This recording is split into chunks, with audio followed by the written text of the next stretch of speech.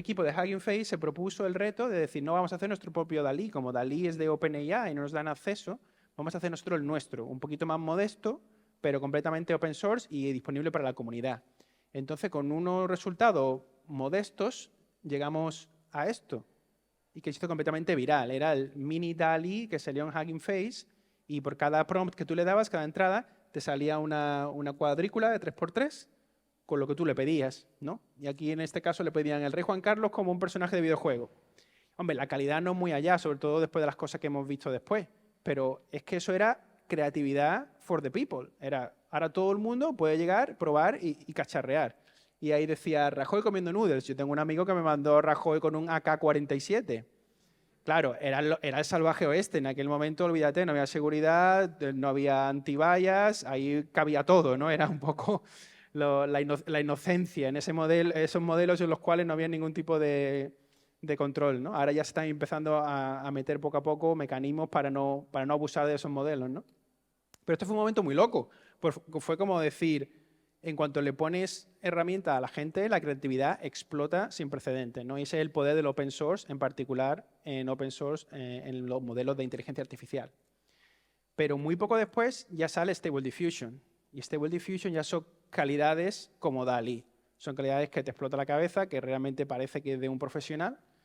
Y este modelo corre en una GPU, que es no todo el mundo tiene una GPU, pero después lo hicieron correr en otro tipo de arquitecturas. Y yo tengo aquí un MacBook Air M1 de hace un par de años, y yo aquí corro Stable Diffusion, generando imágenes como estas, porque estas son mías, las he generado yo para un juego que he hecho, está un poco oscuro, no se aprecia la calidad de los colores y demás, pero me dio por hacer un escape room casero y me dio por hacer una ambientación y me dio por aprender a hacer prompting y sacaba imágenes como estas. Entonces a mí eso me supuso un antes y un después realmente. Me gustaría que por un momento viéramos la importancia de lo que eso significa, que es que tenemos una tecnología que a todos los efectos es indistinguible de la magia, porque hasta que Stable Diffusion no salió, cualquiera que se hubiera dicho, oye, tú pones un comando de un astronauta en la Luna en un caballo y te sale una imagen increíble. Tú hubieras dicho, sí, sí, seguro que hay alguien por detrás que lo está manipulando. Y no hay nadie por detrás, está el modelo de inteligencia artificial por detrás, ¿no? Y lo puedes correr en tus propios dispositivos y completamente open source. Eso para mí fue el momento en el que a mí personalmente me reveló que yo quería estar aquí aprendiendo de este tipo de cosas, ¿no? Porque esto es solo el principio. Y bueno, estos son otro par de imágenes, también como testamento de la riqueza y la variedad de estilos y de temática que es prácticamente infinita, ¿no? Entonces, hay este artículo que lo menciono, por eso estas transparencias las compartiremos después en LinkedIn y en Mastodon. Si vamos a hacer, bueno, chicos de open source, vamos a usar Mastodon y no vamos a usar Twitter, ¿no? Porque hay otras alternativas que están igual de bien o mejor. Y lo dejo ahí como cuña. Pero volviendo al tema que nos llevaba, este era un artículo un poco poético de alguien que decía, que reflexionaba sobre lo que eso significaba, un modelo como Stable Diffusion. Estoy centrándome en ese un poco porque fue un momento pivotal, pero obviamente no es el único, hay otros modelos también mucho más o también interesantes. Y decía, 4,2 gigabytes es lo que pesa el modelo, es lo que pesan esos parámetros de esa red neuronal que hace esos dibujos a partir de un prompt. Y ya empezaba a dar lugar a reflexiones filosóficas del tipo, espera un momento, o sea, con 4,2 gigabytes es capaz de pintar estilos y temática infinita. O sea, hemos podido comprimir la capacidad artística a una cosa de 4,2 gigabytes. ¿Qué significa eso, no? A nivel técnico, no digamos ya a nivel de sociedad, a nivel de profesionales, etcétera, ¿no? Y un poco esa reflexión me dejó también muy, muy intrigado. Por supuesto, todo esto tiene, como decía, implicaciones. En este caso, Stability AI y los que estaban detrás del modelo de Stable Diffusion tomaron imágenes a saco de Internet, etiquetadas, con técnicas de scraping y de datasets y todo lo que fuera, y no pidieron permiso a nadie. Y entonces entrenaron su modelo y después ha habido un gran revuelo. Hay que decir que no fueron los primeros que empezaron a coger datos sin pedirle permiso a nadie, pero bueno, fue uno de los más notables, ¿no? Y entonces Getty, que es parecido a lo que hace FreePic, que tienen imágenes de stock, pues resulta que le habían cogido imágenes de ellos que siempre las etiquetan para, ¿no? Estás en la propia página donde tú tienes la imagen, pues viene la descripción de lo que es la imagen, eso se lo metes al modelo y el modelo aprende. Y resultó que se leen imágenes como esta, que es la generada, que se parece muchísimo a la imagen, una imagen del dataset de entrada, ¿no? Hasta el punto de que aquí casi que se le nota la marca de agua del Getty Images, ¿no? O sea, canta muchísimo de que ese modelo se ha entrenado con ese tipo de imágenes. Recordamos que esto también es un poco la época del salvaje oeste de la inteligencia artificial, que yo creo que a partir de ahora vamos a ir puliendo un poco más, pero eso era como el todo vale. Yo cojo imágenes de donde sea, los genero como sea y no pongo ningún tipo de salvaguarda. De hecho, el modelo 1.4 de Stable Diffusion, por ejemplo, también se usaba mucho para generar imágenes eróticas. Después el modelo 2.0 ya era más contenido porque habían controlado un poquito más el tipo de imágenes que usaban para generar el modelo. O sea que ahora se está empezando a tener consideraciones un poquito más de este tipo de impacto que hacemos en la sociedad, ¿no? Y me gustaría hablar de eso también con los panelistas ahora después. Es un breve repaso a las capacidades increíbles de generación de imagen que hemos alcanzado en los últimos tiempos y que están plenamente disponibles para cualquiera que tenga un dispositivo de consumidor o que tenga acceso a una GPU en la nube, como puedes tener un Google Colab y cosas así, ¿no? Vamos ahora con la otra gran categoría, que es la generación de textos. Y la gran innovación que ha permitido este avance tan brutal que tenemos en los modelos de lenguaje, la publicaron en un equipo de Google en 2017 y es la arquitectura Transformer. Y ahora este título, Attention is all you need, es una especie de palabra mágica del inconsciente colectivo. Ahora todos los papers se llaman Whatever is all you need, porque ya todo el mundo sabe lo que supuso este paper. No tengo información de citaciones, pero seguramente es de los papers más citados en el campo de NLP y mira que no es tan antiguo. Como decía, hoy no vamos a entrar en detalles técnicos, pero en el Meetup de Málaga AI tuvimos a Jorge, que está aquí en la audiencia, y nos explicó en detalle todo cómo funcionan los transformers bajo el capó, como lo llamábamos, es decir, con detalle. Así que el que le interesen las cosas técnicas, también tenemos contenido de ese tipo. Os animo a estar en contacto con el Meetup, que lo encontráis en meetup.com. Y fijaros lo que decía Karpathy, que es uno de mis autores favoritos, en un tweet unos 5 años después de que se publicara el paper, y decía, los propios autores del paper no se daban cuenta de lo que tenían entre manos. Y es que realmente era difícil para cualquiera hacerse una idea del impacto y el alcance que iba a tener la arquitectura Transformer y lo lejos que iba a llegar. Porque básicamente con la arquitectura Transformer y las leyes de la escalabilidad, que DeepMind habló en el paper de Chinchillas, y alguno está puesto un poco en ese tipo de literatura, pues con esas dos cosas básicamente está ocurriendo toda la revolución de NLP, de modelos de lenguaje que tenemos ahora y que no tiene visos de que haya llegado al fin, porque se sigue tuneando en diferentes aspectos de la arquitectura o de la manera de preparar los datos, etcétera, y se siguen alcanzando comportamientos emergentes que se denominan, que ni siquiera los propios investigadores a veces se explican por qué ocurren, ¿no? Y alguna demo salvaje hemos visto con el GPT-4, que todavía no está de acceso abierto, pero ya hay gente que empezó a decir, uy, GPT-4 ya es casi consciente, ¿no? Ya hablamos con eso con cuidado, pero ya empieza a haber un poco comentarios de ese tipo. Y quizá el primer modelo que realmente saltó la alarma de que este tipo de modelos, simplemente a base de poner transformers uno detrás de otro y hacerlo muy grande y entrenarlo con todo Internet, era capaz de hacer cosas salvajes, ¿no? Y ese fue el modelo GPT-3, fijaros que en marzo de 2021, y tiene 175.000 millones de parámetros y se estima que costó unos 4,6 millones de dólares entrenarlo.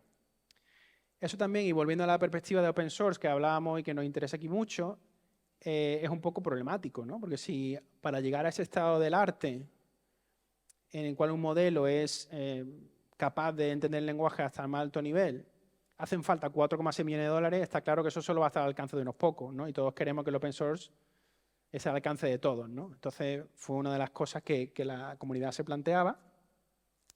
Y esta slide la he robado de Karpathy, de una presentación que ha dado hace poco en la conferencia de Microsoft Build de este año. Sin entrar en demasiado detalle, lo que sí quería destacar son estos verticales que hay aquí, porque el modelo GPT-3 que hablábamos antes era como el supermodelo del lenguaje, cuando salió era el estado del arte, y ahora ese tipo de modelos se les denomina preentrenados, que es esto de aquí, pre-training. porque se considera que no están acabados, se considera que no están listos para ser usados. Es como el modelo en bruto, es como una gran inteligencia, pero en bruto. Claro, si pensamos en GPT-3, cuando salió, era un poco como cuando salió Stable Diffusion. Era un modelo sin control ninguno y decía burradas.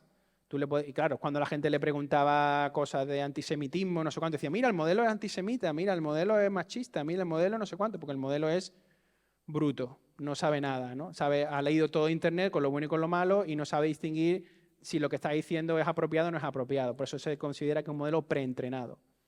Ahora se utilizan otras técnicas para intentar modelar el modelo. Es decir, vale, el modelo es muy capaz, pero oye, que sea un poquito, que diga las cosas que a mí me hacen falta primero y que no diga burradas que puedan ser dañinas para la sociedad, ¿no? Entonces hay una técnica que es el Supervised Fine Tuning, donde básicamente consiste en coger a ese modelo bruto, que es el que ha costado millones de dólares de entrenar, y mediante unas decenas de miles de ejemplos se le dice, para esta entrada, dame esta salida. Para esta entrada, dame esta salida. Lo entrenamos en el modo supervisado clásico de inteligencia artificial, de Machine Learning, y ya da un modelo que se comporta mucho más, de una manera mucho más controlada. Y este proceso, que ya lo vamos a ver en los modelos open source que han salido al calor de esta técnica, se puede entrenar pues unos cuantos días en unas cuantas GPUs y en unos cuantos cientos de dólares o miles de dólares. Una cosa muchísimo más asequible. Con lo cual ya nos está dando la pista de que si los modelos preentrenados se hicieran disponibles de manera gratuita por organismos que tienen los medios para realizarlos, la sociedad o la comunidad se puede encargar de prepararlos para miles de fines diferentes, ¿no? Y aquí hay otras técnicas que son las que utilizan los modelos más top que hay ahora mismo, como el de Claude de Anthropic o el GPT-4 o el GPT 3.5, digamos, mejor, de OpenAI, utilizan este tipo de técnicas que son un poquito más avanzadas con aprendizaje por refuerzo. De GPT-4 realmente no lo sabemos porque han decidido no publicar más. Entonces no sabemos realmente si sigue la misma receta o sigue algún ingrediente que no conocemos, ¿no? En cualquier caso, sin entrar tampoco en los detalles, lo que quería mencionar aquí era sobre todo los verticales, ¿no? La manera que tenemos de, a partir de un modelo en bruto, afinarlo de una manera mucho más asequible. Eso es lo que ha hecho la comunidad de open source. Este es el leaderboard o el ranking de los modelos open source que hay en Hugging Face que tienen mayor puntuación en los benchmarks. Y podríamos hablar también sobre si los benchmarks son adecuados o no adecuados, pero digamos que una serie de personas que conocen mucho el lenguaje han determinado una serie de benchmarks para los cuales medimos a esos modelos y si sacan buenas notas en esos benchmarks, pues decimos que son buenos, ¿no? Entonces, el último que ha entrado hace, pues no sé, un par de semanas a lo sumo, Falcon, de Abu Dhabi, que es un sitio al que nadie se le ocurre que va a salir un modelo de inteligencia artificial, y eso también es lo bonito de open source, ¿no? Que sale open source de todos lados, no solo de Silicon Valley y de la élite americana, ¿no? Y todos estos modelos, pues es modelos que la gente va creando y lo pone disponible, se miden su performance y salen ahí en la lista, ¿no? Esta otra lista, que no se ve nada por el contraste, pero que sí que os animo encarecidamente a probarlo, porque aquí se pueden probar todos los modelos, tanto los modelos cerrados como los modelos abiertos. Y tienes aquí chat.lmsys.org y tiene una interfaz súper divertido y súper curioso, que es que tienes una caja de texto donde tú pones el inicio de tu conversación, como todos hemos hecho con ChatGPT, pero ahora tienes como dos modelos en paralelo que te van respondiendo. Y tú vas contestando y los modelos continúan y ves cara a cara cómo va comparando un modelo con respecto a otro. Y lo hace en comparación ciega. Y cuando terminas, le dices cuál ha sido mejor y eso se utiliza para este ranking. O sea, este ranking no es un benchmark, este ranking es de conversaciones reales con personas que han dicho, este modelo me gusta más que este otro modelo. Y así el modelo más bueno va subiendo a la superficie y los modelos más bajos pues van quedando más abajo. Y la manera en la que se puntúan es un poco parecido a cómo funciona el ranking en competiciones de ajedrez, por ejemplo, ¿no? Que si tú le ganas a un jugador de ajedrez que es muy bueno, ganas mucho, ¿no? Y así es un poco como que no es directamente lineal, sino que está ponderado, ¿no? Y el que hay arriba no se ve, pero es GPT-4. El que hay segundo es Claude V1 de Anthropic. Y el que hay debajo es el Claude Instant V1 de Anthropic, que es una versión un poquito más ligera para que tenga menos latencia. Y a partir de aquí todo esto es open source ya. Este de aquí creo que era Vicuna, ¿no? Ah, no, este es el GPT 3.5, que es el chat GPT que todos hemos conocido. Y después a partir de ahí creo que empieza Vicuna, Llama y demás.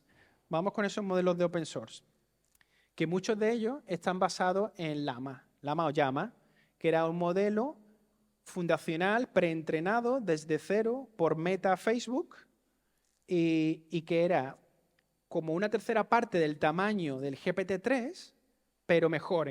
Y ya empezamos a ver cómo empiezan la casuística de los modelos. Vamos a ver un montón de modelos así de pasada. ¿En qué se diferencian? Pues una de las características en las que se van a diferenciar es el número de parámetros, que eso está relacionado con cuánta memoria ocupan y cómo de fácil es desplegarlos y utilizarlos. Y este modelo alcanzaba estado del arte con 65.000 millones de parámetros, en lugar de 175.000 millones de parámetros. Y Meta lo hizo disponible para investigadores que firmaban un acuerdo con ellos y le explicaban para qué lo iban a utilizar. Yo he pedido acceso y no me lo han dado. Pero ¿qué pasó? Que alguien lo filtró en torrent y ya se perdió. Por eso sale el dibujito este de la llama que se está escapando, el hombre que la persigue, y la llama que se está escapando, porque la llama se escapó. Y realmente los pesos salieron en el mercado negro de Internet, por así decirlo, y la gente empezó a cacharrear. ¿Por qué? Porque con $300 o así, tú eras capaz de coger un modelo bestial como este y afinarlo a un uso concreto que tú quisieras. Y uno de los primeros que lo hicieron fueron los de Stanford, en el modelo alpaca, ya claro, de llama a alpaca, ¿no? Un poco buscando la variante. Y este modelo fue entrenado con $600 y sobre la vertiente de 7.000 millones de parámetros. No la más de 65, sino la de 7, que es un poquito más abordable a nivel de memoria, a nivel de recursos, que es bastante potente en su comportamiento, no tanto como el de 65. Y un poco esta receta, pues ya se abrió el campo y en solo 2 semanas salió Vicuna, que todavía lo mejoraba. Y la diferencia en todos estos métodos, en todos estos modelos, ¿cuál es? Pues básicamente el dataset que es utilizado para entrenarlo, unos pequeños cambios a lo mejor en la arquitectura y el tamaño de la red y cosas así. Y después hay muchos parámetros, lo podemos a lo mejor hablar, pero básicamente es eso, es un modelo en bruto que le llega a la comunidad, que quiere cacharrear y que tiene acceso y hace cosas como esta, ¿no? Bueno, y ahora ya viene la procesión de modelos, porque ahora los mismos de Stable Diffusion sacaron Stable LM, el modelo del lenguaje de ellos, ¿no?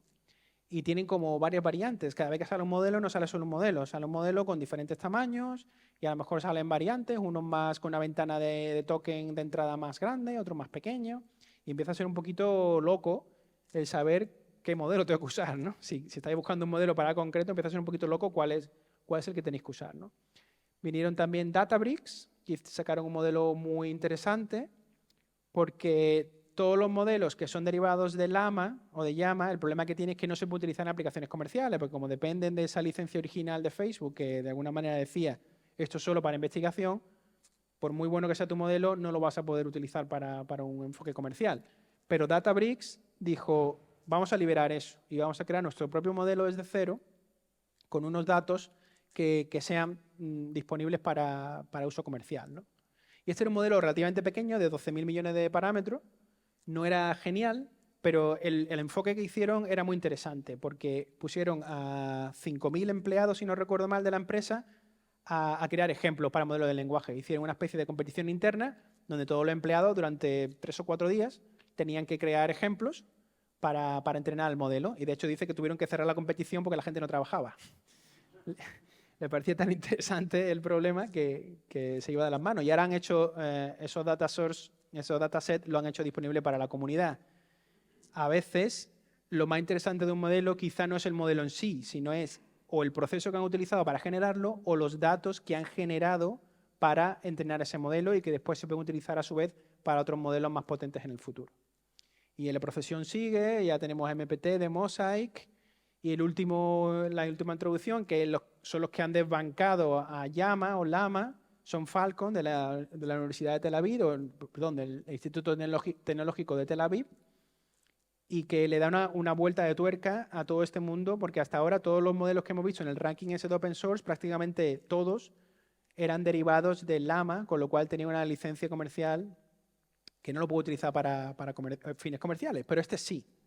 Y para que os fijéis lo loco que y lo rápido que se mueve todo este mundo, el 29 de mayo de este año, o sea, hace nada, Falcon salió y dijeron, vale, es open source, lo podéis utilizar comercialmente, pero yo quiero un 10% de lo que saquéis, quiero un royalty, ¿no? Si partimos de que GPT-3 costó 4,6 millones de dólares entrenarlo, desde entonces se ha avanzado, pero a lo mejor no es descabellado pensar que ha costado un par de milloncejos entrenar una cosa así, ¿no? Entonces a lo mejor no parece disparatado pensar, oye, ¿y si me llevo un 10% de lo que esto genere? Pero hubo tal clamor que en solo 2 días dijeron, venga, abierto sin royalty, uso comercial y a por todas. Y ahora mismo todo el mundo tiene los ojos puestos en este modelo porque tiene 40.000 millones de parámetros, que no es tan salvaje como 165 ni como 65, y supera los benchmarks a Llama, por ejemplo. Pero hay más. Hemos estado viendo un poco las dos grandes categorías de la IA generativa, que era la generación de imágenes y la creación de texto, pero hay más categorías. Y esta no es categoría generativa, pero a mí también me explota la cabeza, que es el Segment Anything de Meta, que este es de Meta, pero tiene licencia comercial, que se puede utilizar comercialmente. Y lo que hace este modelo es que resuelve el problema de la segmentación semántica, que es, dado una imagen, marca los píxeles que pertenecen a algo dentro de esa imagen. Y si todos habéis usado alguna vez el Photoshop, yo me he pegado mucho ahora en Photoshop. Y el 80% del tiempo que yo me pego en Photoshop es retocando máscaras. Porque recortas algo con el pincel mágico, pero siempre el borde no está bien, los pelos, el fondo, no sé qué, y te tiras ahí horas retocando esas máscaras. Cuando crees que la tienes, la vuelves a poner, no está bien, vuelves a hacerlo. Si alguno ha tenido esa experiencia de retoque de imagen fotográfica, lo recordará. Y ahora parece como que ese problema se ha resuelto. Se ha resuelto completamente. Porque Meta ha sacado un modelo entrenado con muchísimas imágenes, con muchísimas máscaras, y el modelo, hasta donde parece, es capaz de segmentar maravillosamente cualquier cosa sin que tú le digas el tipo de cosa que quieres que segmente, lo cual es aún más loco, ¿no? Y de hecho, en este ejemplo, fijaros que imágenes más heterogéneas, esto es un coral, esto es una imagen de un paisaje de una persona, esto es también otro coral con unos peces, no podrían ser dominios más separados y el modelo aún así es capaz de detectarlo todo al píxel, ¿no? Pues esto salió también hace poco, en abril de 2023, y es de uso comercial disponible. Así que parece que la segmentación semántica ha dejado de ser un problema en Computer Vision, que había sido un problema durante décadas. ¿Y hacia dónde vamos? Pues si de una imagen sacamos, o sea, si de un texto sacamos una imagen, y si de un texto sacáramos un vídeo. Eso todavía está un poco en desarrollo, está un poquito experimental, no está tan allá, pero los mismos de Stability AI han sacado Stable Animation, que hace precisamente eso, ¿no? Me gustaría dedicarle un poco de tiempo a ver cómo funciona esto, porque promete mucho las demos que he visto, esto es de mayo del mes pasado, donde a partir de un texto puedes empezar a generar frames para hacer una animación, ¿no? Otra de las tendencias que indican un poco hacia dónde vamos son los modelos multimodales. Y si habéis visto la demo de GPT-4, hacen precisamente eso, ¿no? Que le dan una imagen y le dan un texto y el modelo razona sobre la imagen y sobre el texto. Esto es muy loco, porque hasta no hace tanto las técnicas de la inteligencia artificial de visión por computador eran completamente diferentes de las técnicas de inteligencia artificial de procesamiento de textos. Eran campos completamente separados y los expertos de un tema no tenían por qué saber del otro y viceversa. Y ahora vamos hacia modelos que de alguna manera incorporan todas esas modalidades en una única red neuronal. Este modelo está disponible para usarlo, yo lo he probado, es de open source, no es muy bueno, pero algo hace, ¿no? Le das una imagen y le das un texto y le dice, ¿qué hay en esta imagen? Y te habla sobre lo que hay en esa imagen. Y rizando el rizo, también de Meta, tenemos este artículo que va más allá y mezcla 6 modalidades diferentes. Ya no solo mezcla imágenes y texto, sino que también mezcla sonido, y mezcla profundidad, y mezcla temperatura, y mezcla movimiento. Y una de las cosas más interesantes que ha salido en ese trabajo es que si tú al modelo le metes un montón de imágenes con texto explicando lo que hay en la imagen y le metes un montón de sonidos con un texto explicando lo que hay en ese sonido, el modelo relaciona el sonido con la imagen. Aunque nunca vio en sus datos de entrenamiento los dos juntos, digamos que a través del texto enlaza cuál es el sonido de un tigre o el sonido de un coche, lo cual ya empieza a ser un poquito intrigante, ¿no? De cómo funcionan estas redes neuronales y cómo pueden acumular ese conocimiento interno. Y esto no ha hecho más que empezar, porque muchos de estos modelos en realidad son muy limitados en algunos aspectos. Por ejemplo, el Stable Diffusion primero que salió, las imágenes eran de 512 por 512, tenían que ser cuadradas. y son muy pequeñitas. Entonces está bien para hacer una prueba, pero normalmente vas a crear una imagen a lo mejor que sea 16:9 o cosas así, ¿no? Entonces todas esas cosas se están viendo y estamos en ese camino hacia la cumbre, ¿no? Si os interesa el mundo, yo creo que el mundillo creo que no hay mejor momento para comenzar. Aprovecho para hacer cuña publicitaria. Voy a estar el miércoles que viene en el DES, en el Palacio de Congreso, hablando también de tema de inteligencia artificial. En este caso, un poquito más con enfoque comercial para empresas, para startups sobre todo. Pero bueno, lo dejo ahí de pasada. Y vamos con nuestros invitados. Me he preparado aquí un guión de unas cuantas cosas que quiero comentar con ellos, pero al final, por supuesto, vamos a abrir para que todos tengáis la oportunidad. ¿Te quieres poner el sofá ahí? ¿Perdona? Ahí en medio. ¿Te quieres poner en medio y me pongo aquí al lado? Como tú quieras, perfecto, sí. Ahí, venga. Perfectamente. Y me gustaría que os presentarais primero y le dijerais un poco a los compañeros a qué os dedicáis, cuál es vuestro interés y demás. ¿Quieres empezar tú, Ezequiel? Muchas gracias. Bueno, en primer lugar, gracias Adrián por habernos invitado. La verdad es que es un honor y me alegro de que haya tenido tanta aceptación esta mesa redonda. Bueno, yo soy Ezequiel López y soy profesor de inteligencia artificial en la Universidad de Málaga. Básicamente, en nuestro grupo de investigación nos dedicamos al aprendizaje profundo, más en la primera parte que ha comentado Adrián, es decir, nos dedicamos a procesamiento de imágenes y de vídeo. Y bueno, pues nada, tenemos un grupo de investigación bastante activo y la verdad es que a mí me gusta contar esto siempre. Nosotros ya estábamos en las redes neuronales desde el principio. Cuando nadie creía en las redes neuronales, nosotros ya estábamos allí. Así que, bueno, en ese sentido, pues estamos muy contentos de que al final todo eso por lo que estuvimos luchando tantos años, pues al final haya llegado al éxito que tiene ahora. Y bueno, en principio eso es lo que hacemos. Gracias. Muy bien, bueno, pues yo soy Fran Veredas, trabajo también en la UMA. Antes de nada también agradecer a Adrián por su invitación y darle la enhorabuena por la organización de este panel, por la presentación que nos ha hecho tan instructiva. Y bueno, yo me dedico también a estos temas de la inteligencia artificial, en un grupo distinto a Ezequiel. Compartimos muchas cosas desde hace mucho tiempo, tanto su grupo como el mío. Y me dedico también a la inteligencia artificial, en concreto aplicada a la biomedicina, es decir, es una parte más de aplicación directa a la biología y a la medicina, últimamente casi más que a la medicina que a la biología, con problemas pues, muy concretos, digamos, que se suelen aplicar a datos de la vida real, en los hospitales, en los centros de salud, cosas de este estilo. De siempre nos hemos dedicado a esto, prácticamente hace 20 años, y es verdad que el hype que estamos viendo que hay en los últimos tiempos en todo esto de la inteligencia artificial nunca lo habíamos vivido hasta ahora, ¿no? De hecho, éramos los bichos raros siempre en el departamento nuestro, que somos 100 y pico, los que nos dedicábamos a estas cosas de machine learning y tal, éramos los bichos raros, ¿no? Esta gente que le mete datos a una caja negra y salen datos y los publican en un paper sin saber lo que hay ahí. Esta gente no son científicos, ¿no? Entonces, bueno, pues ahora todo el mundo quiere hacer inteligencia artificial. Todo el mundo se apunta, se sube al carro, ¿no? Entonces, bueno, también tiene su parte positiva porque aprovechamos el tirón y seguro que algo sacaremos también para que nos ayude a seguir para adelante. Pues muchas gracias. La verdad que sí rompe una lanza por esa apuesta, ¿no? Yo me acuerdo cuando hice mi tesis en la Universidad de Málaga y estoy en el departamento lo comentaba, decía, eso de las redes neuronales, eso no, pues nosotros estábamos muy metidos en el tema del alto rendimiento, ¿no? Y eso de redes neuronales, que eso quemaban CPU ahí, no se sabía muy bien para qué y salía muy pocos resultados. Y sin embargo, fijaros, ¿no? Nadie se podía esperar este bombazo. Me recuerda un poco una amiga que trabajó en las ondas gravitacionales, que es otra de esas grandes apuestas científicas que estuvo mucho tiempo en la sombra y ya se pudieron probar que efectivamente las ondas gravitacionales existen y se miden. Y también fue el momento que saltaron a la luz después de muchísimo trabajo de fondo que nadie había agradecido. Así que bueno, en ese sentido, pues nada, enhorabuena por haber hecho esa apuesta que yo creo que ha demostrado con creces que es súper interesante, ¿no?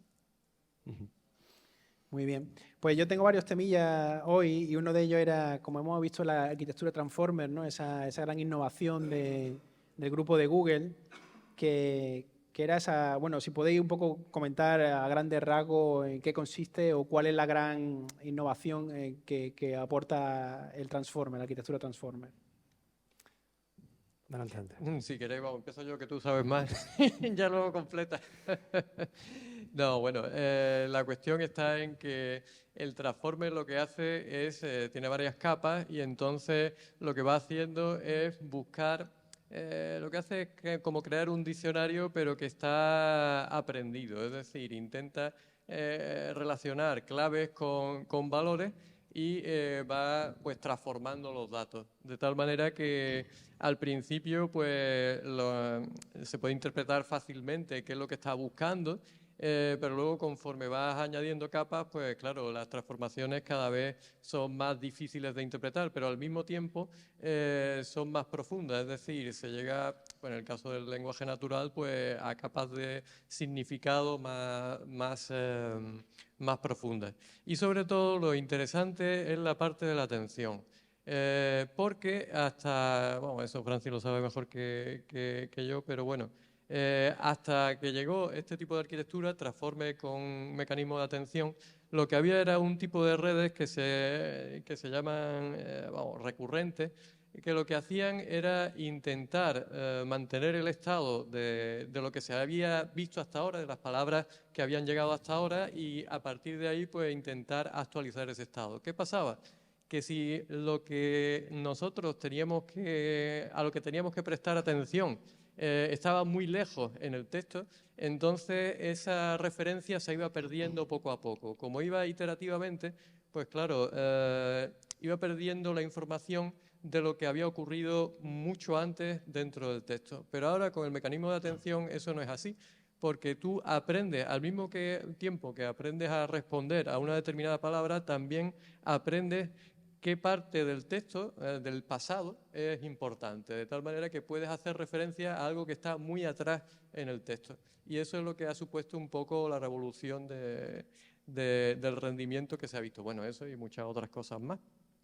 Pero el asunto fundamental es ese, que la atención te permite ir muy atrás en el texto y centrarte en una palabra que es muy relevante para la palabra actual, a pesar de que esté muy lejos. Y eso antes, con las arquitecturas que se llamaban recurrentes, no era posible porque ese conocimiento se iba perdiendo poco a poco según iban llegando palabras al texto.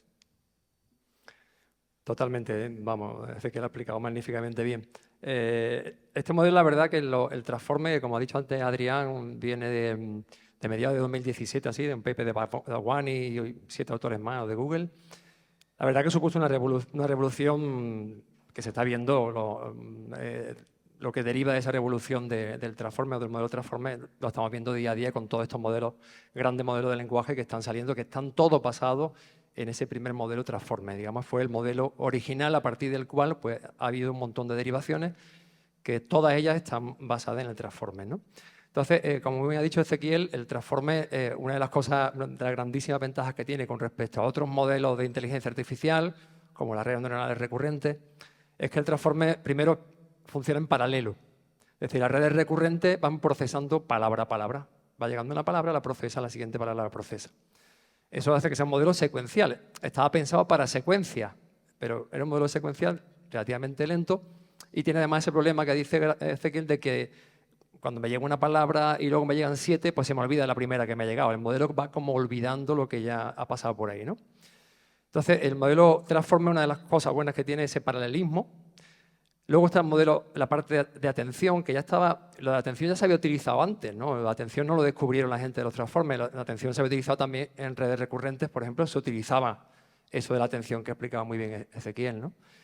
Pero esta gente lo llevó más para allá, ¿no? Intentando, por ejemplo, utilizando formas de aprendizaje en los que le daban una frase donde hay varias palabras ocultas y el modelo tenía que descifrar lo que había en esas palabras, ¿no? Eso es lo que se llama el masking, ¿no? La técnica de enmascaramiento de las palabras, ¿no?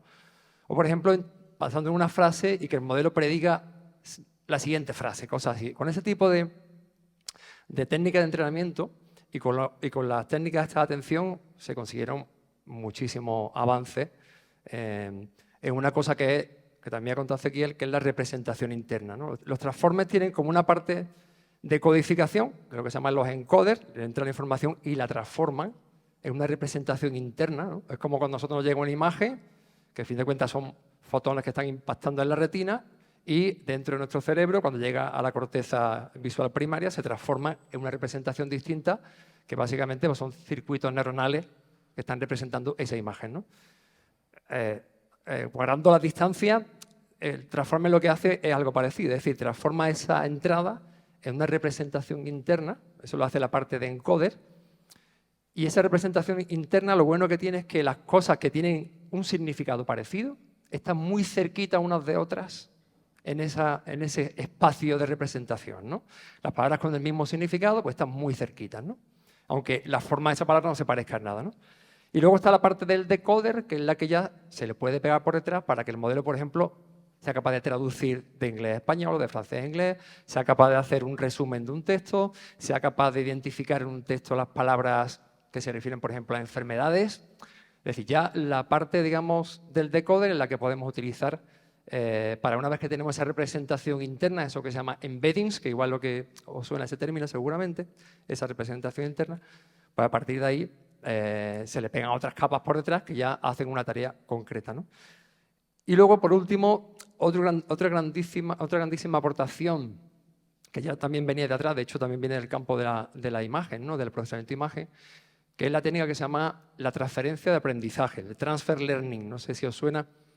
Transfer learning consiste en que, bueno, lo que también ha explicado antes Adrián, ¿no? Yo me bajo un modelo, me bajo una red neuronal, los pesos de un modelo, y tengo un conjunto de datos, y lo que hago es afinar ese modelo que ya está preentrenado, lo afino con mi conjunto de datos para que haga una tarea concreta que yo quiero que haga, ¿no? El modelo ya está preentrenado y yo lo afino, ¿no? Esa es la técnica del transfer learning. Viene del mundo de la imagen, ¿no? Por ejemplo, de todos estos modelos que se utilizaron originalmente entrenados con el ImageNet, ¿no? Que eran modelos muy bestias de redes que se llaman convolucionales, y luego ya, pues si yo quiero, por ejemplo, yo dispongo de un banco de imágenes donde lo que hay son imágenes de heridas, pues puedo utilizar ese modelo preentrenado y afinarlo con mi banco de imágenes de heridas, ¿no? Ese transfer learning ha demostrado ser una de las estrategias de inteligencia artificial más potentes que hay y que más éxito han dado, ¿no? Pero todas estas cosas, algunas ya venían de atrás, pero el modelo Transformer como que ha afianzado todo eso, ¿no? Y luego, por terminar, los transformes, fijaos, están presentes hasta en los modelos de difusión, ¿no? Porque los modelos de difusión son como otra línea que tiene mucho que ver con la inteligencia artificial generativa, a la que, por ejemplo, yo no me dedico, creo que Ezequiel tampoco, pero es lo que más está en boga hoy en día cuando hablamos de una IA, otra IA, es sobre todo generativa. Se habla mucho de IA y siempre son como sinónimos de IA generativa, de la que es capaz de generar. Pero hay otras IAs que no son generativas, ¿no? Entonces, en estos modelos como los modelos de difusión que se utilizan para estas imágenes a las que le metes un texto y te crea una imagen espectacular, completamente original, pues ahí también están los transformes. Es muy curioso porque esos textos que se le meten, la técnica que se suele utilizar para transformar ese texto y alinearlo con la imagen son también transformes, ¿no? Entonces, bueno, los transformes yo creo que están muy lejos de pasar de moda, todo lo contrario, van a seguir ahí empujando mucho y van a estar presentes todo el rato. Quería resaltar una cosa que ha dicho Francis, pero quizás ha quedado un poco de pasada. Es el tema del aprendizaje de los modelos en bruto, que tú lo comentaste antes en la presentación, que se hace mediante un aprendizaje autosupervisado. Es lo que dice Francis. Es decir, tú tienes un texto que alguien ha escrito, entonces se supone que tiene sentido, y tú le quitas una palabra. Y le pides al modelo que prediga esa palabra. Eso tiene la gran ventaja de que tú no necesitas a un humano para que te diga lo que tiene que haber ahí. Y eso es una ventaja enorme, porque claro, tú puedes ir descargándote textos de internet y no necesitas a nadie para que te vaya etiquetando, que es un poco el problema que tienen, por desgracia en imágenes eso no funciona, el aprendizaje autosupervisado. Entonces dependemos de que haya un humano diciendo la respuesta correcta es esta, pero no, en el caso de este tipo de modelos de procesamiento de lenguaje natural sí que funciona, que tú le quitas una palabra a un texto y eso lo metes como una tarea que el modelo en bruto tiene que hacer. Y eso ha contribuido a tener unos conjuntos de entrenamiento enormes. Hay un montón de documentos que lo único que tienes que hacer es ir quitándole palabras y ya está. Y eso funciona y entrena con eso. No hace falta que intervenga ninguna persona. Así que es mucho más sencillo. Muy bien. Sobre todo me gusta esa perspectiva, ¿no? De que el Transformer no vive en el vacío, ¿no? Sino que vive en un gran ecosistema en el cual ha habido un montón de iniciativas, todas ellas se apoyan mutuamente para dar lugar a lo que estamos viendo ahora. Quizá un poco al hilo de lo que tú decías, Fran, ¿no? Que dice, todavía queda mucho por sacarle al Transformer, ¿no? ¿Qué os parece el ritmo de desarrollo al que vamos? Que veis con las transparencias que yo poniendo, que una era de junio, otra de julio, otra de mayo, 2 en mayo. ¿Esto es real? O sea, ¿hay una innovación real de fondo? ¿O esto es también un poco lo que está en las noticias? ¿O cómo lo veis eso? Empieza tú, si quieres. Vale. Bueno, yo me remito un poco, que se puede utilizar como punta de lanza para responder esta pregunta, a esa, creo que famosa carta que todos conocemos, ¿no? Que está publicada de marzo, creo recordar, ¿no? Eso que publicó, no sé si la conocéis, la carta del instituto este que se llama algo así como Future of Life, ¿no? El futuro de la vida. Una sociedad sin ánimo de lucro que publicó hace un par de meses una carta a la que se unió un montón de gente, de científicos, de ingenieros, de ingenieras, pidiendo que se parase el desarrollo de la inteligencia artificial, bueno, de los grandes modelos mayores o iguales en tamaño a GPT-4, pues justamente dice eso la carta, que se parara durante 6 meses el desarrollo de esto, ¿no? Porque decía claramente la carta, si la leí, que está por ahí colgada en internet, para que la gente se siga uniendo, ¿no? Se decía que, bueno, pues la inteligencia artificial en el momento actual supone un riesgo para la humanidad y la sociedad, ¿no? Esta carta es muy curiosa porque hay que ver las personas que la han firmado y quién no, porque eso te dice mucho de cómo, por dónde van los tiros, ¿no? Por ejemplo, la ha firmado Elon Musk, ¿no? Famoso por defender la democracia y los lanzallamas. La ha firmado, por ejemplo, Joshua Bengio. Bueno, Joshua Bengio es una persona que junto con Geoffrey Hinton y Joel LeCun son 3 referentes, grandes piedras angulares del desarrollo del deep learning, ¿no? Entonces, bueno, esta gente son tienen muchísima buena reputación, ¿no? La ha firmado también el Steve Wozniak, el cofundador de Apple, ¿no? No sé si conocéis a Yuval Noah Harari. ¿Conocéis a Harari? Harari es un escritor de la Universidad Hebrea de Israel, de Jerusalén, perdón, que ha hecho un libro bastante famoso, no sé si lo conocéis, se llama Sapiens, una breve historia de la humanidad, ¿no? De animales a dioses. Si no lo habéis leído, yo lo recomiendo, el libro que me ha gustado muchísimo, tiene una visión muy especial de la evolución y de la historia, ¿no? Muy filosófica. Pero es un firmante, me llama la atención porque hace poco tiempo también, hace un mes, últimamente todo ha pasado hace 3 días, hace un mes, bueno, pues Harari también dio una conferencia en un foro que se llama Frontiers Forum, ¿no? Que hay premios Nobel dando ahí conferencias, tanto accesibles por internet, y dijo algo así como que la inteligencia artificial ha hackeado el sistema operativo humano, porque utiliza el lenguaje, que es lo que teníamos los humanos como para diferenciarnos del resto de los seres vivos, ¿no? De alguna forma, ¿no? O sea, en la conferencia es muy apocalíptica, dice cosas muy interesantes, pero es muy apocalíptica, ¿no? En general, ¿no? Y en contraprestación a eso, yo os recomiendo que os leáis un artículo, si lo pilláis por ahí, de Antonio Martínez Ron, no sé si lo conocéis también, en el mundo de la divulgación científica le llaman Averrón, tienen por ahí, tiene un podcast, me gusta muchísimo, y publicó hace poco un artículo que se llamaba ChatGPT y la mierda de Pato, ¿no? Y hacía un poco alusión a la conferencia de Harari, por eso me viene esto, y contaba el caso de un inventor francés, se llamaba, a ver si recuerdo el nombre, algo así, Jacques Vaucanson, algo así, del siglo XVIII, ¿no? Que inventó un pato que comía grano y defecaba. ¿Vale? Entonces, fijaos, eso en el año 1700 y pico, pues era un acontecimiento como el ChatGPT ahora, ¿no? Prácticamente igual, del mismo nivel, ¿no? Y además se parece mucho, ¿no? Un poco la analogía está por ahí, le estamos dando grano y aquello tiene un sistema digestivo. De hecho, el pato se llama algo así como pato que digiere, ¿no? Y arroja algo a la salida, ¿no? Eso durante casi un siglo, según parece, pues estuvo en todas las exhibiciones. En fin, todo esto tiene mucho que ver con... Todo esto venía por lo de quién apoya la carta, ¿no? Y bueno, pues evidentemente yo creo que la inteligencia artificial, tal y como está ahora, sobre todo estos modelos generativos, ya yendo al plano así un poco más de visión personal, ¿no? Yo creo que, por un lado, sí está ese riesgo, que hay claramente un riesgo para la sociedad, y en el sentido de que estos bichos que están saliendo, que tienen cientos de miles de millones de parámetros, ¿no? Estos monstruos que están saliendo en abierto, porque yo soy un grandísimo defensor del open source, pero cuidado con este tipo de monstruos que tenemos disponibles, que nos bajamos los pesos y si tenemos capacidad de comprar GPU, somos capaces de entrenarlos y conseguir hacer modelos que hagan lo que nos dé realmente la gana, ¿no? Entonces, bueno, hay una parte por ahí, evidentemente yo pienso que la inteligencia artificial tiene que seguir, yo no soy partidario de que se frene, sí soy muy partidario de la regulación, sí, quizás luego hablemos del tema de regulación, pero no creo que, que haya que frenarla porque yo me dedico a biomedicina y no podemos frenar los avances en biomedicina porque lo que estamos haciendo nosotros con la inteligencia artificial tiene una aplicación directa a las personas, a los pacientes, a los hospitales y no podemos dejar de investigar en eso por esa aplicabilidad que tiene, ¿no? O sea, no podemos nosotros un parón. Quizás lo que hay que hacer es regular, y luego podemos hablar, si quiere, Adrián, del tema de regulación, pero bueno, dejo que mi compañero también dé su opinión. Pues sí.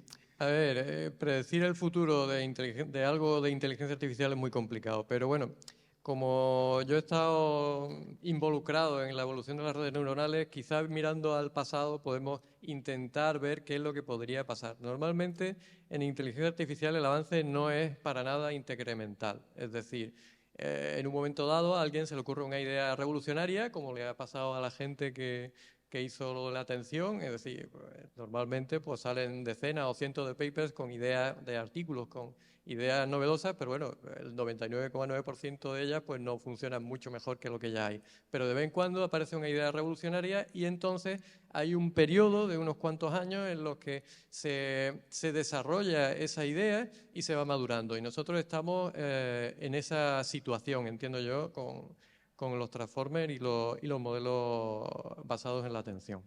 Pero luego llega un momento en el que la tecnología no da más de sí, llega un momento en el que ya se madura y se estabiliza, es decir, los aumentos del rendimiento son ya muy pequeños. Entonces, es verdad que cada vez van saliendo nuevos modelos, pero a efectos prácticos no se puede resolver un problema muy distinto del tipo de problemas que se estaban resolviendo hasta el momento. Entonces, yo entiendo que si esa tendencia se repite, en este caso, llegará un momento en el que básicamente pues seguiremos resolviendo el mismo tipo de problemas que estamos resolviendo ahora, pero no habrá unas grandes mejoras.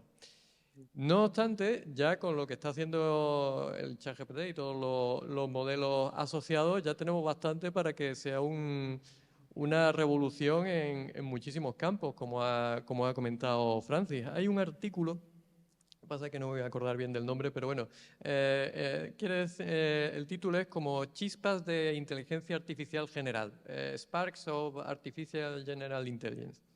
Y habla de ciertos aspectos que tienen este tipo de modelos de lenguaje que son bastante novedosos y llamativos y que personalmente yo pensaba que nunca iba a verlos en mi vida, ¿no? Es decir, por ejemplo, el tema de ponerse en contexto. Yo una de las primeras preguntas que le hice a este tipo de modelo era si voy andando por la calle y miro hacia abajo, ¿qué es lo que veré? Porque parece una pregunta un poco absurda, o sea, muy tonta, pero sí que la contestó bien, evidentemente.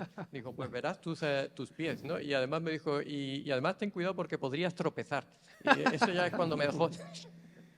Claro, eso antes era totalmente impensable. Claro. Es decir, los sistemas de inteligencia artificial estaban diseñados para un contexto muy particular. Es el problema que es clásico en inteligencia artificial, que es lo que se llama el secuestro del robot. Es decir, cómo programar un robot para que sea, donde tú lo dejes, en medio del mundo, en cualquier sitio, sea capaz de volver a casa. Y eso era muy complicado, porque los sistemas de inteligencia artificial funcionaban muy bien para problemas muy específicos, pero parece que, o a la vista está, que en este tipo de modelos esa limitación se sobrepone en gran medida. Y eso, nada más que por eso, van a ser una revolución. Evidentemente, no tenemos por qué suponer que eso va a tener un grado de perfección total y que van a desbancar al ser humano. Nosotros en el grupo de investigación hacemos algo de inteligencia artificial generativa con imágenes y bueno, no es oro todo lo que reluce. Entonces, y hay gente que ha empezado a trabajar con los modelos de lenguaje y bueno, cuando ya empiezas a hacerle preguntas más específicas se ve que la cosa ya no es tan sencilla. pero aún así hay un potencial muy grande para resolver un montón de tareas que antes estaban fuera totalmente del campo de lo posible dentro de la inteligencia artificial, y en los próximos años pues vamos a ver que las máquinas van a resolver tareas que hace 5 o 6 años ni nos planteábamos que se pudieran automatizar. Muy bien. Me interesaría mucho saber vuestra perspectiva del impacto social que pensáis que pueden tener estas tecnologías, incluso sin extrapolar al futuro, sino como ya son ahora, ¿no? Como tú mencionabas, Frank, la carta esta de moratoria de los 6 meses, que era un poco hipócrita, ¿no? Y también había que ver quién lo firmaba y obviamente había ahí unos intereses detrás, ¿no? Como después se ha visto. Y yo creo que a lo mejor vosotros podéis aportar una perspectiva particularmente neutral y un poco desapegada, ¿no? de ese particular interés un poco de tiburón. ¿Cómo veis ese impacto social que yo creo que ahora mismo estamos todos entre fascinados y horrorizados, ¿no? Fascinados por lo que esto puede hacer que no pensábamos que podía ser posible. Al mismo tiempo voy a perder el trabajo porque ahora hay una máquina que hace lo que yo hago, pero incluso mejor de lo que yo hago. Si podéis dar algunas pinceladas de ese impacto y cómo lo veis desde vuestra perspectiva. Bueno, por supuesto que yo siempre soy optimista en el sentido de que el impacto positivo siempre hay que aprovecharlo, porque todas estas técnicas, estos avances que estamos teniendo, por supuesto que van a venir muy bien para avanzar en muchos terrenos de la ciencia. Yo creo que la sociedad, la tecnología, la humanidad en general va a sacar un rendimiento muy positivo de todos estos avances que estamos teniendo en inteligencia artificial, pero al mismo tiempo hay que tener muy en cuenta los riesgos que tenemos con todo esto, ¿no? Uno de esos riesgos viene derivado del hecho de que no conocemos estos grandes modelos de lenguaje, bueno, ni siquiera los modelos más pequeños, ¿no? Porque uno de los temas candentes de inteligencia artificial que había en los últimos años, antes de que la inteligencia artificial generativa con todos estos modelos como ChatGPT irrumpiera en el panorama de la tecnología y de la inteligencia artificial, uno de los grandes temas candentes era la inteligencia artificial explicable, ¿no? Lo que se llama la XIA, ¿no? Explainable Artificial Intelligence, ¿no? Eso estaba ahí un tema muy candente. Cuando íbamos a congresos, pues siempre había muchos papers sobre ese tema. La propia Unión Europea apostaba en líneas de investigación por eso. Y en vez de avanzar ahí, estamos avanzando justamente en el sentido contrario, ¿no? Estamos encontrándonos con modelos con cientos de miles de millones de parámetros completamente caja negra que ni los que lo han fabricado saben lo que hace ese modelo realmente, ¿no? Hace poco estuve en una conferencia de una profesora de la Universidad de Hong Kong, bastante tiene bastante prestigio en el tema de la IA conversacional, ¿no? Se llama Pascal Fung, no sé si igual os suena porque tiene mucho tirón en ese ámbito de investigación. Y decía que ella hablaba de GPT en concreto, ¿no? Decía, GPT de por sí es una ciencia, ¿no? Decía, cualquier modelo de lenguaje que tiene más de 1000 millones de parámetros tiene un comportamiento emergente. Es decir, tiene un comportamiento que no se esperaba que tuviera, ¿no? No se sabía cuando se estaba entrenando ese modelo, pues luego resulta que se prueba ese modelo en determinadas tareas y es capaz de resolverlas, y no sabía, los que estaban diseñando ese modelo, los que estaban entrenando ese modelo, no se esperaban que el modelo fuera capaz de resolver esas tareas, ¿no?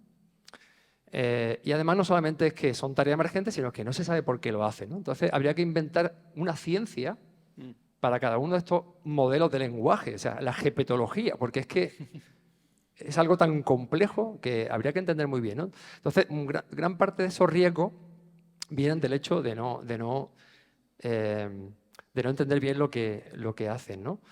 Luego, hay otro riesgo, bueno, y ahí también me remito a una ingeniera que se llama Timnit Gebru. ¿Conoce a Timnit Gebru? Igual la conocéis. Timnit Gebru es una ingeniera que trabajaba, etíope, que trabajaba en Google y la despidieron porque trabajaba en el departamento de ética de Google. Google tiene departamento de ética. Pero despiden a la gente que dice cosas sobre la ética de la inteligencia artificial. Muy curioso, ¿no? Entonces, Timnit Gebru, desde que la despidieron de Google, bueno, desde antes de que la despidieron, porque precisamente por eso la despidieron, se dedica pues, a advertir de los riesgos de este tipo de modelos de inteligencia artificial que salen de esta carrera desmesurada entre grandes tecnológicas, ¿no? Porque al final son 4 o 5 tecnológicas intentando pillar el puesto número 1 del mercado, ¿no? Y ella hizo un artículo que se llama, igual también os suena lo de los loros estocásticos, un artículo que se llama Sobre los peligros de los loros estocásticos. lo conocéis, no sé, igual os suena alguno. Esto va sobre el hecho de que estos modelos de lenguaje lo que hacen simplemente, pongo muchas comillas, es predecir la siguiente palabra, ¿no? La que viene después, ¿no? Van generando lenguaje a base de predecir cuál es la siguiente palabra que viene después, ¿no? Entonces, hicieron un artículo que ha tenido mucha difusión, que se llama así, sobre los peligros de los loros estocásticos. Y en ese artículo no solamente habla de los riesgos del hecho de que sean loros estocásticos, ¿no? Porque el hecho de que sean loros estocásticos, lo que nos lleva como riesgo es a pensar que detrás de ese loro estocástico hay algo que entiende, algo que tiene conciencia, ¿no? Eso es un riesgo, ¿no? Porque me estoy acordando ahora mismo del primer bot conversacional que hubo en el año 1960, el ELIZA, igual te recuerdas tú. Se llama ELIZA, un robot conversacional que lo hizo el MIT, el MIT, en 1960, que era así como una especie de terapeuta psicológico. Y hubo gente que se enganchó a eso, ¿no? Y además era un sistema súper simple, que respondía prácticamente con frase hecha, pero había gente que no podía dejarlo porque era su terapeuta, ¿no? Y eso era en el año 1960. Bueno, pues con estas herramientas que tenemos ahora, este tipo de chat, el riesgo de que no pensemos que detrás de ese lenguaje, de ese modelo generativo, haya una inteligencia, una conciencia, ¿no? Me estoy acordando también del ingeniero también que despidieron, también de Google, curiosamente, este tal Blake Lemoine el año pasado, recordáis que dijo, un ingeniero de Google con mucho conocimiento, y dijo que Lambda tenía conciencia, que había hablado con Lambda durante mucho tiempo y Lambda hablaba como una persona y defendía sus derechos como una persona. Pues es un riesgo bastante también el hecho de que esto sea así. ¿No? Imaginaos el riesgo, ya tenemos con las fake news, tenemos muchísimo riesgo, pues toda esa desinformación que pueden crear estos modelos si están ahí sueltos, puede ser un riesgo para la democracia. Podemos hablar también, si queremos, de todos los riesgos laborales. Ahí hay muchísimos riesgos que podemos también sopesar, ¿no? En fin, yo veo un montón de ventajas y además como persona que se dedica a aplicarlo a la biología y a la medicina, pues veo muchísimas ventajas, pero también mucho riesgo y mucho impacto social, tanto positivo como, si no tenemos cuidado y no regulamos, también como negativo. Pues sí.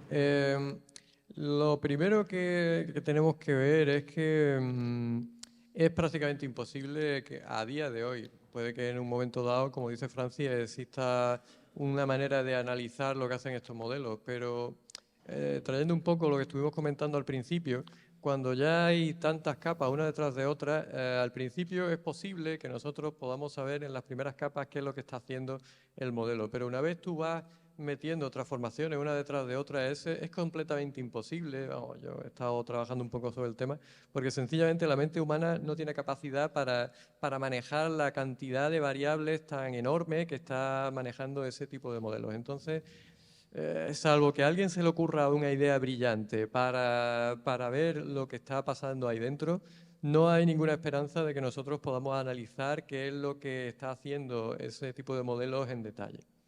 Entonces, si no sabemos lo que está haciendo, desde mi punto de vista, lo importante es que no caigamos en la tentación de automatizarlo todo por completo. Esto es un poco como lo que ya ocurre hoy en día, o ya hace muchos años, con el tema de los sistemas de apoyo al diagnóstico médico. La inteligencia artificial puede ayudar mucho y puede dar información que puede aportar bastante a un médico a la hora de hacer un diagnóstico, de recomendar un tratamiento, etcétera, etcétera. Lo que a nadie se le ocurre es a poner una máquina directamente a hacer el diagnóstico sin ningún tipo de supervisión humana. Y yo creo que eso va a ser el futuro de este tipo de modelos, porque como todos hemos visto, estos modelos pues, en un momento dado alucinan y eso es inherente a la manera que tienen estos modelos de ser entrenados. No creo que en un futuro próximo nos encontremos con que el modelo es capaz de diferenciar entre la realidad y la ficción, porque dentro de él todo es igual. Simplemente pues ha ido cogiendo datos de entrenamiento de Internet y como estamos diciendo, no hay ahí una persona que le diga esto es verdad en el mundo real o esto es mentira. Entonces, estos modelos siempre van a estar alucinando y metiendo errores bastante serios. Entonces, lo que no podemos hacer es dejar a un modelo él solo, de forma totalmente automática, que tome decisiones que sean importantes para la vida de la gente sin que haya un humano ahí controlando que no haya alucinaciones o que no se ha metido la pata de una manera trágica. Así que yo entiendo que ese va a ser el modo de funcionar con este tipo de modelos. Van a ayudar mucho porque ya os digo que en el tema de la medicina pues está más que demostrado que pueden aportar mucho, pueden ayudar a un médico a generar mejores diagnósticos, pero a nadie se le ocurre poner a un robot ahí a decir lo que tiene el paciente y eso es lo que hay, ¿no? Entonces, yo creo que esos riesgos hay que asumirlos y que hay que controlarlos, efectivamente. Yo quería añadir un par de cosas más que me han venido sobre la marcha.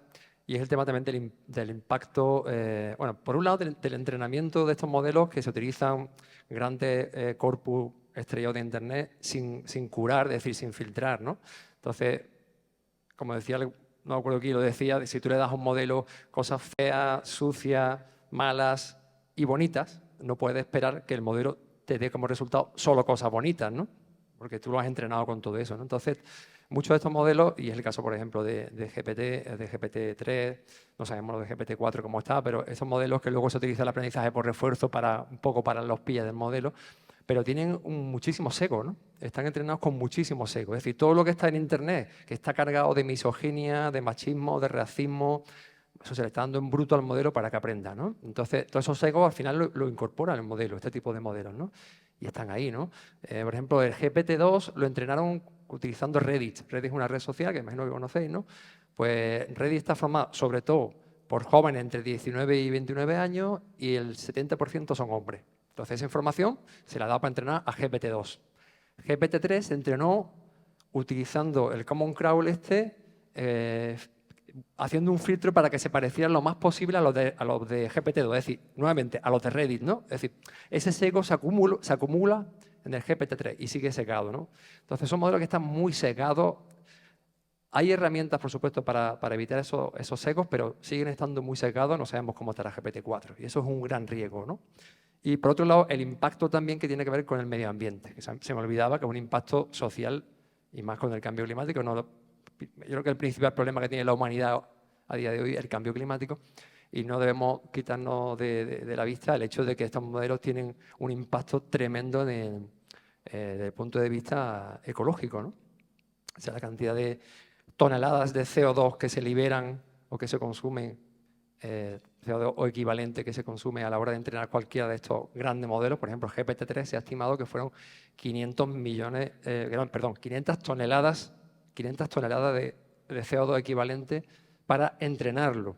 Luego, en tiempo de diferencia, pues tiene también su consumo. Es decir, son modelos que tienen un gran impacto ambiental, ¿no? Y claro, evidentemente, como siempre, ¿quién paga el pato de todos estos impactos ambientales? Pues tienen que ser los países que precisamente son los menos beneficiados por el desarrollo de estos modelos, ¿no? Entonces, bueno, hay muchas implicaciones que ya se meten hasta temas sociales, temas políticos, en todo este tipo de modelos. Parece que no, pero no están aislados, ¿no? Están imbricados en la sociedad, ¿no? Sí, simplemente brevemente sobre lo que has dicho de los sesgos, no podemos perder de vista el tema del aprendizaje autosupervisado. Es decir, como dice Francis, esos datos no están curados, es decir, eso se hace totalmente automático y el modelo base del que tú estuviste hablando, ese está sesgado con toda seguridad. Lo único que pasa es que luego a posteriori, pues claro, tienes a gente diciendo, no, esto no lo puedes decir. Entonces el modelo como que se autocensura, pero realmente dentro el sesgo sigue ahí y como no entendemos lo que hay dentro, ese sesgo no lo podemos quitar. Claro. ¿En dónde está el sesgo? ¿En cuál de los 140 billones americanos de parámetros está el sesgo? Eso es imposible.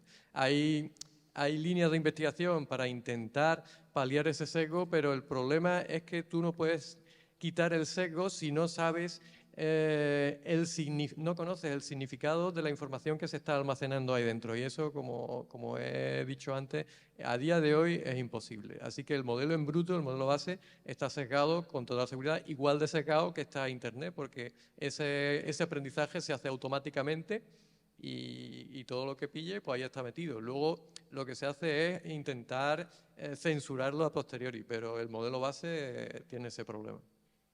Bueno, me parece súper interesante, habéis tocado un montón de temas. Yo quiero un poco resaltar la perspectiva de que hay tantísimo por hacer, ¿no? Habíamos hablado del tema de explicabilidad, ¿no? De cómo funcionan estos modelos por dentro. Temas éticos, ¿no? Temas de aplicaciones, temas del alcance, a nivel de diagnóstico, etcétera. O sea, yo creo que este campo está ahora mismo súper preparado para profesionales de todas las características. No es necesario ser un ingeniero de Machine Learning para aportar al mundo de la IA, sino que al contrario, cualquiera, desde cualquier perspectiva, puede aportar a este mundo. Es más, debe, porque no queremos que este tipo de modelos tan importantes para la sociedad, con todos los riesgos que estamos viendo que acarrean, vengan siempre definidos por una élite concreta. Queremos que sean inclusivos y que tengan a todo el mundo, ¿no? Y por eso también la importancia del open source. Y también con eso lo quiero abrir a la sala y aprovechar los últimos 15 minutillos que tenemos de esta sesión, que tenemos aquí a nuestros expertos con nosotros. Si alguien tiene alguna pregunta, algún comentario que quieran que ellos comenten. ¿Ahí al fondo? ¿Quieres alzar la voz o te damos un micrófono?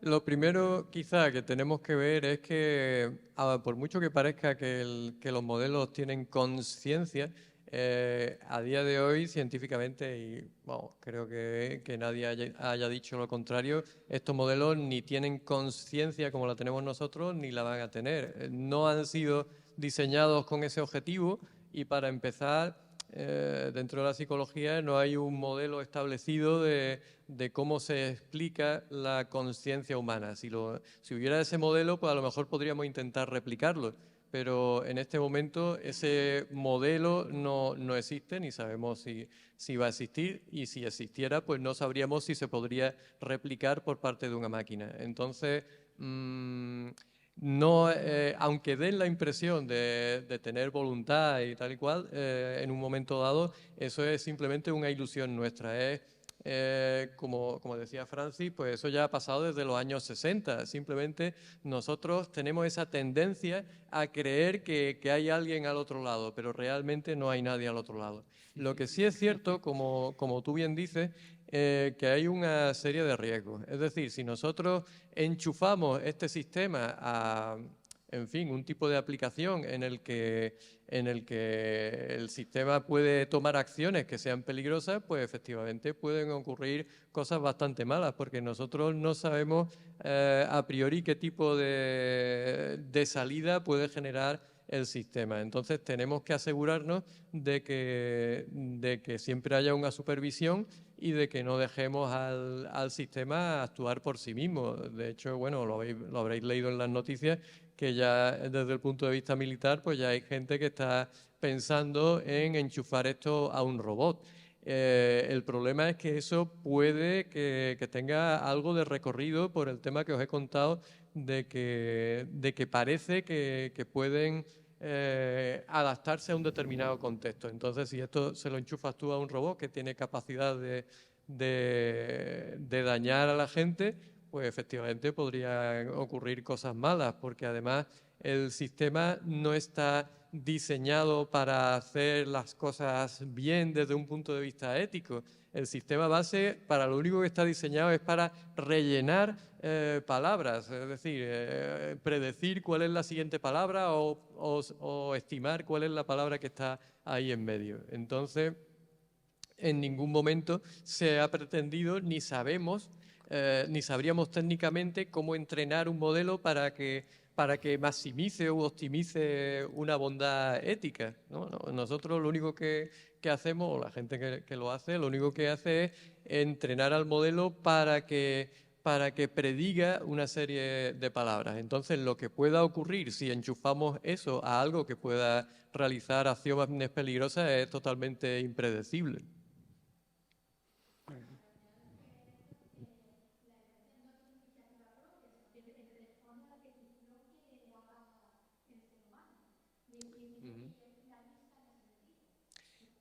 Claro, el que establece el objetivo es el ser humano que diseña el sistema. Entonces, si tú estableces un objetivo que pueda ser peligroso, pues efectivamente puede haber riesgos muy importantes, porque el sistema por sí mismo no va a autolimitarse, porque no está programado, no está entrenado para eso.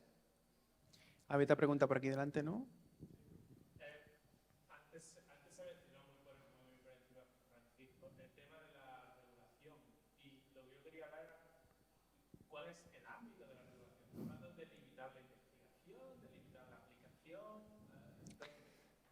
No se sabe. Es decir, cuando tú vas a regular algo, lo primero que tienes que saber es qué vas a regular, ¿no? Y hasta ahora era relativamente fácil. Tú vas a regular tostadores y tú sabes que un tostador tiene una resistencia, una manivela que baja, se enchufa la corriente, el cable tiene un tamaño, aguanta tal. Tú sabías lo que ibas a regular. Entonces, a partir de ahí puedes decir, venga, pues lo regulamos de forma que no pueda alcanzar una temperatura superior a no sé cuántos grados, tienes que tener estas lucecitas que se encienden y dices, ya sé lo que tengo que regular, ya sé cómo lo voy a regular, ¿no? Con este tipo de herramientas de inteligencia artificial o de modelos de inteligencia artificial, primero es que no sabes lo que tienes que regular. ¿Qué hay que regular si no sabemos lo que es? Eso ya es un problema. Una vez que sepamos o medio sepamos lo que tenemos que regular, luego veremos qué puertas cerramos, porque como cierran muchas puertas, puedes impedir, como tú dices, el avance de la investigación o de la ciencia y la tecnología, y no debe impedirse porque las ventajas pueden ser tremendas, ¿no? Y luego también correrías el riesgo de que si tú regulas aquí pero no regulas allí, el que se siente regulado se vaya. Y ya tenemos experiencia en España. Aquí pasó, no sé si recordáis lo de Google News. Google News en el año 2014 establecieron ahí el ministro Wert, no sé si recordáis al ministro Wert de la Ley de Educación, sacó una norma diciendo que los editores tenían que cobrar porque Google News, el servicio de agregación de noticias, pues estaba poniendo sus noticias de esos editores allí, ¿no?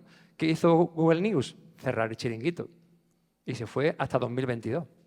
Entonces, cuando regula todo este tipo de cosas, hay que tenerla en cuenta. Pero yo creo que hay que regular. Precisamente porque estamos ante un tipo de producto desconocido. Es increíble. Nosotros mismos que utilizamos. Yo también entreno modelos Transformer para temas biomédicos. Yo sé lo que hace, pero no sé cómo lo hace. Son cientos de miles de parámetros ahí funcionando y yo al final no sé lo que hace. Entonces, una caja negra. Luego está todo el tema de la cadena de responsabilidad, que es, si yo soy una compañía de seguro y quiero un software que decida si una persona la aseguro o no la aseguro. Y ese software se lo compro a una compañía, a OpenAI, le compro ese software, ¿no? Y ese software, pues yo lo pongo a funcionar, me dice, no, a esta persona no le va a dar el seguro. Esa persona no encuentra quien lo asegure, no puede ir al médico y se muere. ¿Quién es el responsable? ¿La compañía de seguro? ¿El software? ¿El fabricante del software? O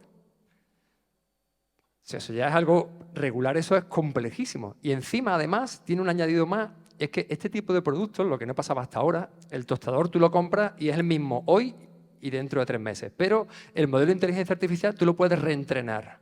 Entonces, estás comprando un producto que luego lo reentrenas, aprende de los datos, aprende en línea y ya no es lo mismo que el que tú compraste hace 3 meses. Si se muere la persona, ¿quién tiene la culpa? Porque el algoritmo ya no es el mismo que tú compraste, ¿no? Entonces, fíjate que todo este tema de las regulaciones, yo soy totalmente partidario de que hay que regular. Las propias compañías, las tecnológicas, tienen que empezar a autorregularse, ¿no? Esto de lo que decían los de Facebook, muévete rápido, rompe cosas y piensa después, ¿no? Ese es el modelo anglosajón un poco que deriva de la gente de Facebook, de Meta, es eso, ¿no? Vamos a ir rapidito, no me regules mucho que yo tengo mucha prisa, ¿no? Eso no puede ser, yo no estoy de acuerdo con ese modelo, ¿no? Sobre todo de las grandes tecnológicas, ¿no?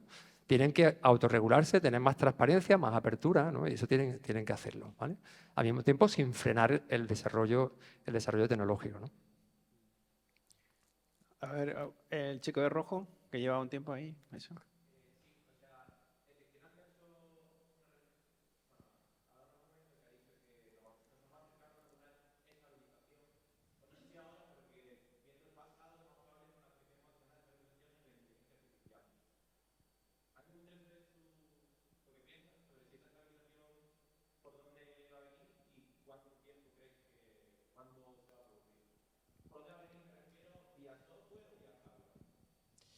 Bueno, con respecto al hardware, no creo que vaya a haber estabilización y eso, por un lado, puede llegar a popularizar las posibilidades de entrenar modelos desde cero. Es decir, independientemente de lo que ocurra desde el punto de vista científico o tecnológico, el hardware va a ir mejorando y llegará un momento en el que cada vez sea más barato y más asequible entrenar los modelos, con lo cual va a ser más difícil impedir o prohibir que se investigue en esto.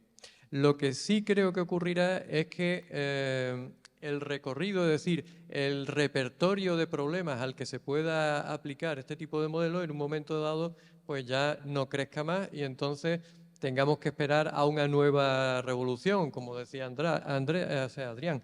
¿Qué es lo que viene detrás del Transformer? Pues probablemente si no viene algo nuevo, pues no podremos aplicar esto a problemas sustancialmente distintos. Tened en cuenta que eso es más o menos lo que ocurrió en inteligencia artificial. Sale un nuevo modelo que a lo mejor abre posibilidades muy distintas, pero en un momento dado pues ya se agota ese crecimiento y ya está. ¿Cuándo va a ocurrir eso? Pues es difícil de predecir, pero a la velocidad a la que van las cosas ahora, pues yo entiendo que dentro de 3 o 4 años sabremos ya si esto tiene mucho más recorrido o vamos a tener que esperar a la siguiente revolución. Pero vamos, como ya os digo, con todo lo que ha salido, ya tenemos bastante para que haya, como dicen algunos, una cuarta revolución industrial y que haya un montón de tareas que se automaticen, lo cual no quiere decir que tengan que perder todo el mundo su empleo. Simplemente de lo que se trata es de adaptarse y de ser más productivo. Pero efectivamente yo creo que habrá una estabilización en un periodo más o menos breve. ¿Hay alguien por aquí?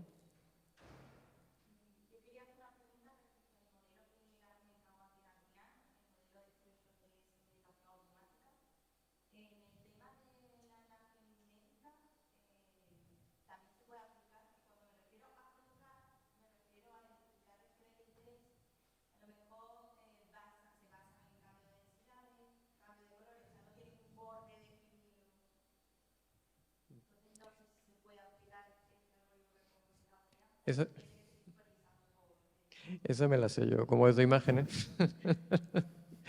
La segmentación semántica consiste en que tú le das una imagen y él te dice, esta región es esto. Pues, por ejemplo, esta región es un gato, esta región es un perro. Entonces, el modelo que ha comentado Adrián, tú le señalas a un píxel y él te dice, te señala una región a la que pertenece ese píxel y se entiende que eso es un objeto que tiene sentido. Entonces, hay una ligera supervisión porque tú le tienes que decir cuál es el objeto al que pertenece este píxel. Entonces, para un sistema semiautomático en el que tú tengas al médico diciendo, pues bueno, esta lesión hasta dónde llega, pues te puede servir. Si tú quieres que sea totalmente automático, entonces es un problema más complicado. Y bueno, hay distintos modelos y básicamente lo que hay que hacer es enseñarle muchos ejemplos de imágenes segmentadas por médicos. Eso pues lo hacemos nosotros. Lo que pasa es que, como ya os comenté antes, es un tema complicado porque, claro, para que el modelo funcione bien y se entrene correctamente hacen falta miles de imágenes y, claro, pues necesitas que un montón de médicos se pongan a segmentar cosas y luego también hay un problema importante en el tema de medicina en general, que es que no todos los especialistas te dan la misma respuesta. A lo mejor son respuestas parecidas, como es lógico, pero no exactamente iguales. Y al no ser exactamente iguales, eso despista mucho al modelo a la hora de entrenar. De hecho, vamos, como curiosidad os diré que hay modelos de inteligencia artificial especializados en encontrar un consenso entre especialistas humanos. Es decir, como no se ponen de acuerdo, a veces hay que hacer un preprocesamiento porque si no el modelo se vuelve loco. Primero hay que ajustar y luego ya se le pasa una versión normalizada de lo que han opinado, pues eso, 2 o 3 médicos o patólogos y tal. Si me permiten, porque esta pregunta me parece muy interesante, porque, entre otras cosas porque también he estado trabajando con Ezequiel en estos temas de segmentar imágenes médicas. En concreto, yo me dediqué durante un tiempo a segmentar imágenes de úlceras e identificar los distintos tejidos que hay por ahí. Utilizábamos inteligencia artificial, no solamente redes neuronales, sino otro tipo de modelos que existían antes de las redes neuronales, que parece que ya nos hemos olvidado de ellos, ¿no? Funcionaban muy bien, pero como dice Ezequiel, con un aprendizaje supervisado. Tenías que darle muchos ejemplos para que aquello aprendiera y bueno, y de campos muy específicos, ¿no? Yo creo que uno de los grandes puntos que estaba en esa última transparencia, de las últimas que nos ha puesto Adrián, es lo del zero shot.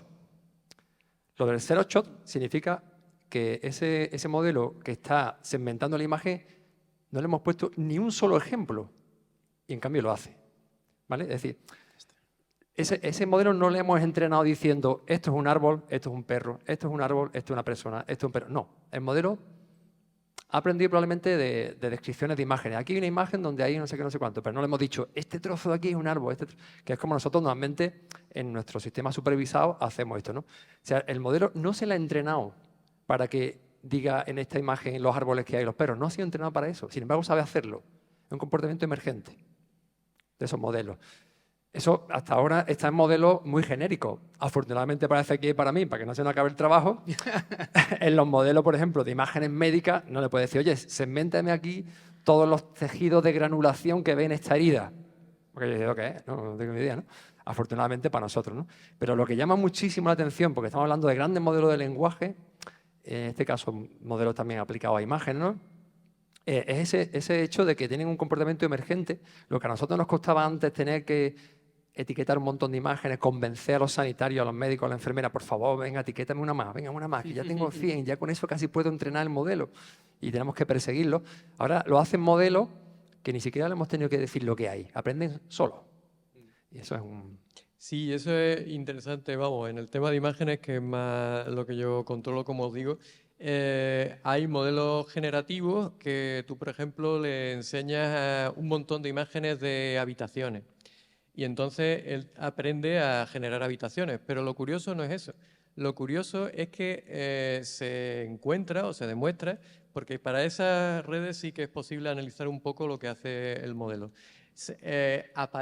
Surgen neuronas que se especializan, por ejemplo, en pues, generar camas o generar ventanas. Y lo curioso es que ocurre lo que dice Francis. Nadie le dijo al modelo que las camas o que las ventanas existen. Como subproducto del hecho de haber aprendido a generar imágenes de habitaciones, aparecen, por así decirlo, de la nada, neuronas que se especializan en generar ventanas, generar camas, y entonces coinciden con nuestras clases, con nuestras categorías humanas, de tal manera que, bueno, eso tiene sus implicaciones filosóficas. Significa que esas categorías no son una invención nuestra, sino que una máquina, sin haber tenido ningún tipo de supervisión humana, pues ha llegado a generar las mismas categorías que nosotros. Es muy, muy interesante. Bueno, no me quiero extender más porque sé que está la cervecita y ha sido un día muy largo. Simplemente pues darle las gracias a Ezequiel y Fran. Muchas gracias a ti. Gracias a ti. Muchas gracias.